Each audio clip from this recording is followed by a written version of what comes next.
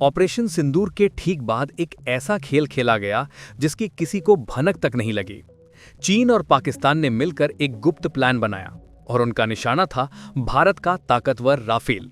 दोस्तों, ये कोई मामूली चाल नहीं थी, ये थी एक सोची समझी साजिश ताकि दुनिया की रक्षा मार्केट में राफेल की चमक फीकी पड़ जाए और भारत की बढ़ती ताकत पर लगाम लगाई जा सके। लेकिन सवाल यह है, क्या उनका प्लान कामयाब हुआ या फिर भारत ने इस चाल को पहले ही भांप लिया था? दिमाग घूम जाता है ये देखकर कि पाकिस्तान किस हद तक जा सकता है। बार बार वही पुराना ढोल पीटना कि उन्होंने राफेल मार गिराया, जबकि उनके बख्तरबंद सपने तक राफेल की स्पीड नहीं पकड़ पाते। ऊपर से फर्जी एआई जनरेटेड तस्वीरें जिनको देखकर कोई भी समझ जाए कि फोटोशॉप भी शर्मा जाए।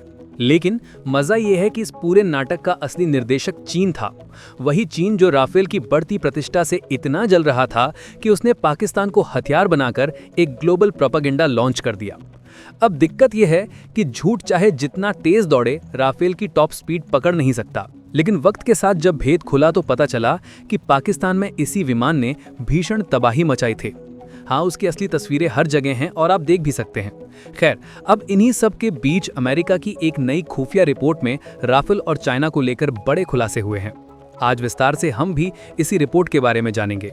ये भी जानेंगे कि कैसे राइफल को बदनाम करने के लिए प्रोपेगेंडा चलाया गया, और ये भी कि दूसरे देशों को बदनाम करने के लिए चाइना ने और क्या-क्या किया। अमेरिका की एक नई खुफिया रिपोर्ट ने बड़ा खुलासा किया है। मई 2025 में जब भारत ने पाकिस्तान के खिलाफ ऑपरेशन सिंदूर किया था, उसके ठीक बाद चीन ने फ्रांस के राफेल लड़ाकू विमानों की बिक्री रोकने के लिए पूरा झूठ का जाल बिछाया। मकसद था, चीन अपना नया लड़ाकू विमान J-35 बेचना चाहता था। रिपोर्ट्स के अनुसार हजारों फेक सोशल मीडिया अकाउंट चीन ने बनाए, एआई से नकली तस्वीरें बनाई जिनमें दिखाया गया कि राफेल विमान के टुकड़े टुकड़े हो गए हैं। ये फोटो वायरल करवाए गए ताकि दुनिया में मैसेज जाए कि राफेल कमजोर है। पाकिस्तान ने चीनी हथियारों से इसे मार गिराया। चीनी दूतावास ने इसे सेलिंग पॉइंट बनाया, यानी दुनिया को बताया कि चीन के हथियार ज्यादा बेहतर है। राइफल से बेहतर चीन के विमान हैं। लेकिन सच क्या था वो आप भी जानते हैं और हम भी जानते हैं। राफेल ने जो तबाही पाकिस्तान में मचाई वो इतिहास में दर्ज हो चुका है। हमारे सभी विमान सुरक्षित हैं, राफेल को खरोच तक नहीं आई। फिर भी चीनी प्रोपेगेंडा महीनों तक चलता रहा। पाकिस्तान ने इसका इस्तेमाल अपनी नाकामी को छिपाने के लिए किया, क्योंकि सोचिए, अगर पाकिस्तान सरकार ये नहीं चलाती तो कैसे वो अपनी जनता का ध्यान अपने खुद के देश में हुए भीषण नुकसान से भटका पाती।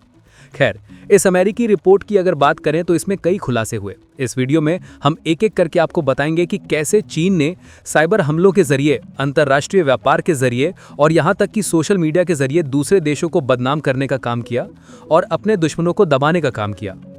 इस रिपोर्ट के मुताबिक अगर साइबर हमलों को देखा जाए तो 2025 में चीन के साइबर ग्रुप्स जैसे वोल्टाइट टाइफून और साल टाइफून ने अमेरिका की इंफ्रा और ऑपरेशनल टेक्नोलॉजी नेटवर्क्स में घुसपैठ की।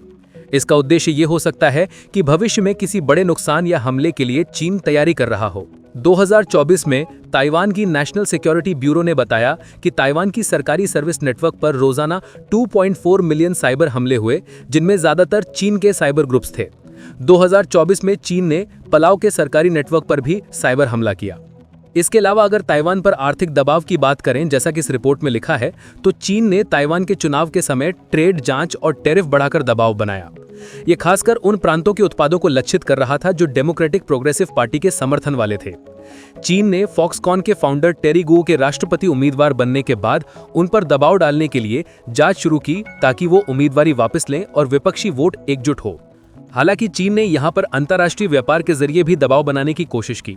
इस रिपोर्ट में लिखा है कि चीन ने पनामा पोर्ट्स की अमेरिकी निवेश बिक्री रोकने की धमकी दी और चीनी कंपनियों को संबंधित कारोबार से दूर रहने को कहा। दिसंबर 2023 के बाद से चीन ने कई महत्वपूर्ण खनिज, बैटरी और प्रोसेसिंग टेक्नोलॉजी के निर्यात पर रोक लगा दी। चीन ने अफ्रीका के सभी देशों से टैरिफ हटा दिए, सिवाय एस्वातिनी के, जो ताइवान को मान्यता देता है।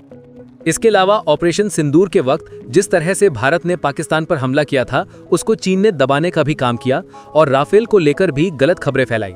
इस रिपोर्ट में लिखा है कि मई 2025 के भारत पाकिस्तान सीमा संकट के बाद चीन ने फ्रांस के राफेल जेट्स की बिक्री रोकने के लिए झूठी सोशल मीडिया और एआई जनरेटेड इमेजेस का इस्तेमाल किया। अच्छा, चीन इतने पे ही नहीं रुका। चीन का सबसे बड़ा टूल इस वक्त सोशल मीडिया है। सोशल मीडिया के जरिए 2024 में चीन समर्थक ऑनलाइन एक्टर्स ने एआई जनरेटेड न्यूज एंकर और नकली सोशल मीडिया अकाउंट्स का इस्तेमाल करके अमेरिका में ड्रग्स, इमिग्रेशन और गर्भपात जैसे मुद्दों पर लोगों में विवाद फैलाया। और यहां तक कि सोचिए, चीन समुद्र और अंतरिक्ष में भी अपनी गतिविधियों से पीछे नहीं हट रहा है। इस रिपोर्ट में यह भी लिखा है कि चीन ने साउथ चाइना सी में अपने दावे के पानी में जहाज और लोगों को रोका और अपने तटरक्षक को कानूनी अधिकार दिए। चीन ने अमेरिकी कंपनियों पर एंटी मोनोपोली जांच शुरू की और PHY इल्यूमिना को अनरिलायबल एंटिटी लिस्ट में डाला। 2023 में वियतनाम के अंडर सी केबल्स को नुकसान पहुंचाने के बाद चीन ने मरम्मत जहाजों के लिए परमिट की मांग की, जिससे इंटरनेट स्लो हुआ। 2024 में चीन ने वियतनाम में मछली पकड़ने वाले जहाज और क्रू को गुप्त रूप से रोका। फिलीपींस में अमेरिकी सैन्य सुविधाओं की जासूसी के लिए चीनी नागरिकों की गिरफ्तारी के बाद अप्रैल 2025 में चीन ने 3 फिलीपीनी नागरिकों को गिरफ्तार किया। 2024 में चीन ने अंतरिक्ष में भी कई ऑपरेशन किए, जिससे दूसरे देशों के अंतरिक्ष संसाधन को नुकसान पहुंचाने की कोशिश की गई। अप्रैल 2025 में चीनी सैटेलाइट कंपनी ने ईरान समर्थित हुत्ती समूह को रेड सी में जहाजों को निशाना बनाने के लिए सैटेलाइट इमेज भेजी। खैर, ये बहुत कम है, चीन की फितरत से दुनिया वाकिफ है, लेकिन भारत के नजरिए से देखा जाए तो बड़ी बात यह है कि राफेल को लेकर जो झूठ पाकिस्तान और चीन की ओर से फैलाया गया था, उसका सच सबके सामने आ चुका है। सोशल मीडिया पर जो तमाम झूठ फैलाए गए कि कितने राफेल गिरे, तो उसका सबूत ये रिपोर्ट भी है, जो ये बताती है कि ये सिर्फ चीन का प्रोपेगेंडा था ताकि वो राफेल की मार्केट गिरा सके और अपने विमानों की सेल बढ़ा सके। अब एक सवाल ये है कि यहाँ भारत को क्या करना चाहिए।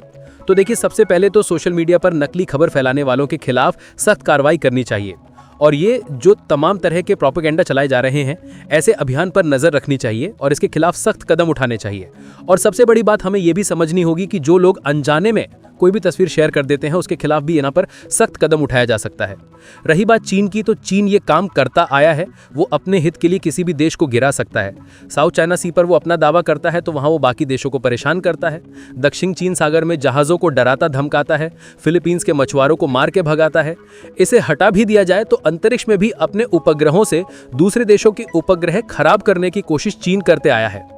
अफ्रीकी देशों से महत्वपूर्ण खनिज ना खरीदने देना, यानी मतलब ऐसे बहुत से काम हैं। आप देख सकते हैं कि चीन अपना प्रभाव बढ़ाने के लिए किसी भी हद तक जा सकता है।